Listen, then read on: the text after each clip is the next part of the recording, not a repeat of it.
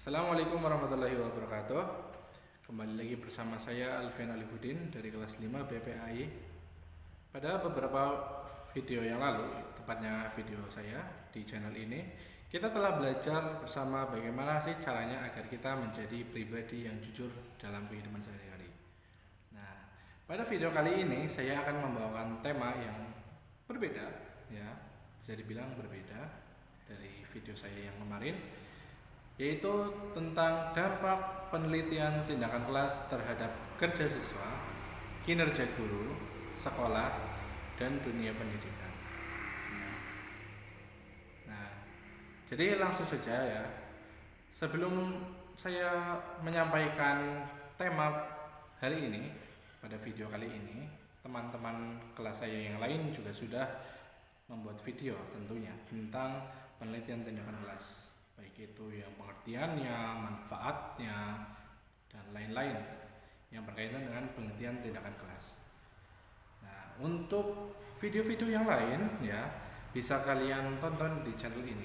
Jadi jangan lupa subscribe, tekan tanda lonceng notifikasinya, jangan lupa like, komen, dan share ke teman-teman yang lain agar informasi yang insya Allah penting ini, yang bermanfaat ini bisa terbagi ke semua orang. Terima kasih. Ya, jadi langsung saja ya ke topik pembahasan kita pada video kali ini tentang dampak penelitian tindakan kelas terhadap kerja siswa, kinerja guru, sekolah, dan dunia pendidikan. Yang pertama adalah dampak penelitian tindakan kelas terhadap kerja siswa. Nah, jadi penelitian tindakan kelas kan itu kan artinya kita meneliti apa yang ada di dalam kelas untuk nantinya dikembangkan agar bisa lebih diperbaiki apa yang kurang atau apa yang mungkin salah dalam proses pembelajaran dalam kelas sehingga menjadi lebih baik lagi. Nah, namun ya meskipun demikian yang dinamakan dengan penelitian tindakan kelas ya. Nah, di dalam kelas itu kan terdiri dari berbagai macam siswa, lalu ada guru, gitu juga. Nah, maka dari itu penelitian tindakan kelas itu tidak bisa digeneralisasikan, tidak bisa secara umum gitu. Ya. Nah, jadi setiap kelas, bahkan setiap siswanya, gurunya, itu kan memiliki pandangan tersendiri.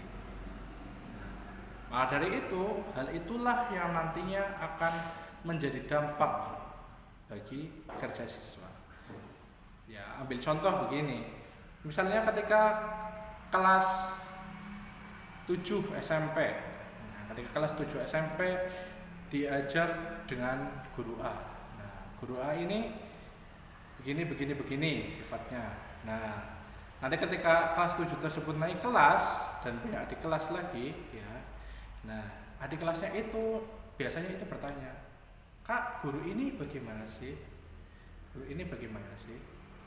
Nah, karena dari pertanyaan tersebut, ya kakak kelasnya otomatis memberikan jawaban, "Oh, guru ini seperti ini, guru ini seperti ini." Nah, tapi dalam penerapannya terkadang guru itu karena sudah meneliti kelasnya, jadi antara kelasnya 1 dan kelasnya 2 biasanya itu terdapat perbedaan dalam cara mengajar. Nah, kenapa? Karena terkadang gini, terkadang misalnya ada kelas A. Kelas A itu kelasnya isinya orang-orang pendiam, anak-anak yang pendiam. Bahwa mereka itu ketika tidak diberikan tugas atau tidak diajak mengobrol, mereka itu akan diam. Nah, misalnya lagi kelas B. Kelas B ini isinya anak-anak yang maaf ya, bandel gitu ya. Misalnya yang super aktif.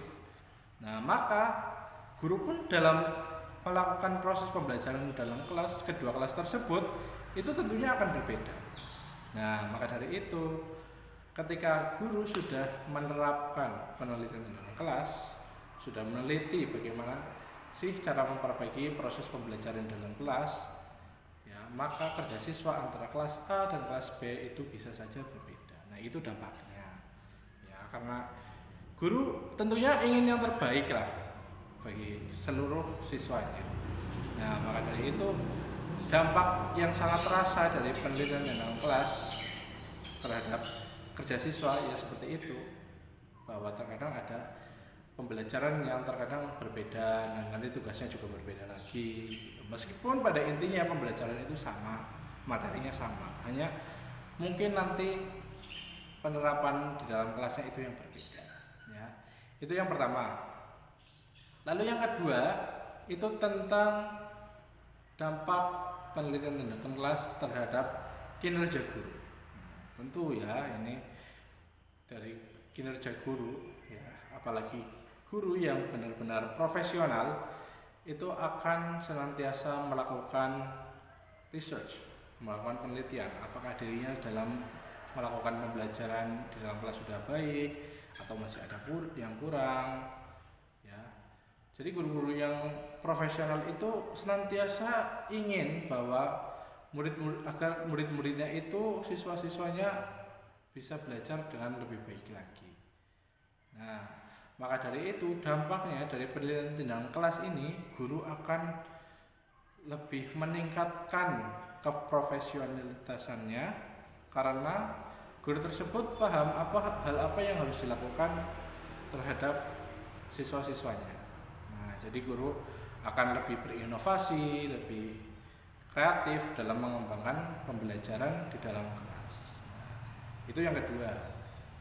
Lalu yang ketiga adalah dampak penelitian dalam kelas terhadap sekolah. Ya, jadi tadi sudah ada dari murid, lalu ada dari guru, dan sekarang dari sekolah. Nah, bagaimana sih dampak dari penelitian dalam kelas terhadap sekolah? Ya. Nah, tentunya ya berasal lagi dari tadi guru yang melakukan penelitian tindakan kelas. Nah, jadi kan nggak mungkin ya dalam satu sekolah kok hanya satu guru yang istilahnya berinovasi lalu mengembangkan diri, itu kan sepertinya kan tidak.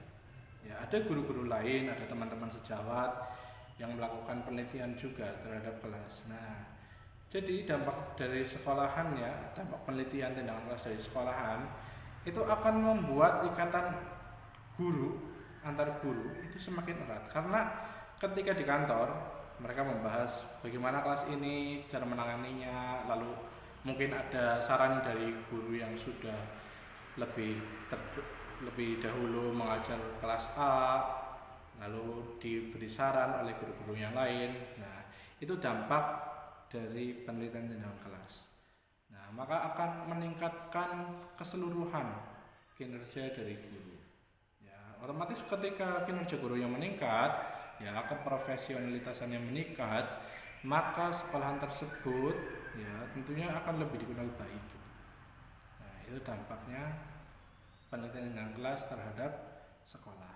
Nah, yang terakhir adalah penelitian tindakan kelas terhadap dampak penelitian tindakan kelas terhadap dunia pendidikan. Ini cakupannya sangat luas ya. Nah, tentunya jika sudah membayangkan dunia pendidikan, berarti misalnya saja ya, nanti akan ada kurikulum baru berkaitan dengan ya tadi, karena siswanya semakin kesini kan beda dengan siswa yang tahun kemarin gitu. Mungkin siswa yang sekarang lebih bisa mengoperasikan berbagai gadget atau yang lain, berbeda dengan siswa-siswa tahun-tahun sebelumnya. Nah, maka dari itu bisa saja ya terjadi pergantian atau perombakan kurikulum. Nah, itu dampaknya. Nah, tapi ya, nah tadi itu kan dampak-dampak positif ya, ada juga dampak negatifnya. Nah, dampak negatifnya bagaimana sih? Dampak negatifnya ya mungkin karena penelitian tindakan kelas itu tidak dilakukan secara baik, secara benar, maka pastinya juga akan mempengaruhi proses pembelajaran, baik itu di kelas maupun pendidikan di sekolahan tersebut, maupun juga bisa sampai ke tingkat dunia pendidikan. Tapi yang diharapkan ya dari penelitian tindakan kelas tersebut dampak yang diperoleh adalah dampak positif ya, seperti tadi, seperti peningkatan kerja siswa ya, karena gurunya berbeda dengan cara pengajarannya, maka siswa akan lebih mendapat banyak experience, lalu kinerja gurunya juga meningkat karena keprofesionalitasannya meningkat, karena mereka juga memikirkan bagaimana caranya agar siswa itu memahami materi yang disampaikan. Nah, juga dengan sekolahannya, karena guru-gurunya itu istilahnya bersaing ya, dalam arti sehat, bersaing menjadi guru teladan, guru yang baik, guru yang bisa memberikan pemahaman berlebih, guru yang memberikan pemahaman yang lebih dari cukup bahkan ya, maka sekolahan tersebut akan lebih dikenal ya. Lalu dari dunia pendidikan, bahwa dengan adanya keterampilan anak-anak atau siswa-siswa yang sekarang sudah semakin berkembang, maka kurikulumnya juga akan menjadi lebih baik. Nah, itu yang diharapkan. Nah, tapi juga tidak menutup kemungkinan adanya dampak negatif. Nah, untuk menanggulangi atau istilahnya mengurangi dampak negatifnya, nah sekali lagi, guru itu harus istilahnya harus melakukan penelitian dengan kelas itu harus dengan baik dan benar. Nah, bagaimana agar dengan baik dan benar? Yang pertama, jangan terlalu terbawa oleh perasaan. Ya, terkadang jika sudah terbawa perasaan, apalagi mungkin ada konflik dengan wali murid, ya itu juga sangat berpengaruh. Maka dari itu, pisahkanlah antara urusan pribadi dengan urusan bersama. Nah, ya kiranya begitu saja yang bisa saya sampaikan. Ya, saya sadar bahwa masih banyak kekurangan dari saya. Ya, mungkin dari teman-teman yang lain bisa menambahkan ya. Saya harap bisa menambahkan ya, karena saya juga di sini masih belajar ya, dari teman-teman yang lain. Ya, kita belajar bersama. Nah, dan juga saya harap adanya pendidikan Indonesia yang sekarang sedang mengalami pandemi ini ya, tetap semangat untuk siswa-siswa dan juga guru yang menghadapi pembelajaran di era pandemi ini yang secara daring ataupun dengan metode yang lainnya. Tetap semangat, karena bagaimanapun pendidikan itu adalah jalan yang sangat sangat luas. Jadi pendidikan itu nggak harus lewat sekolah, bukan lewat sekolah ya. Iya, bukan lewat sekolah. Jadi antara wali murid juga bisa mengajarkan hal-hal yang baik, tentunya itu juga termasuk pendidikan, bukan hanya lewat kelas ya, tapi juga bisa dengan metode yang lain, dengan media yang lain.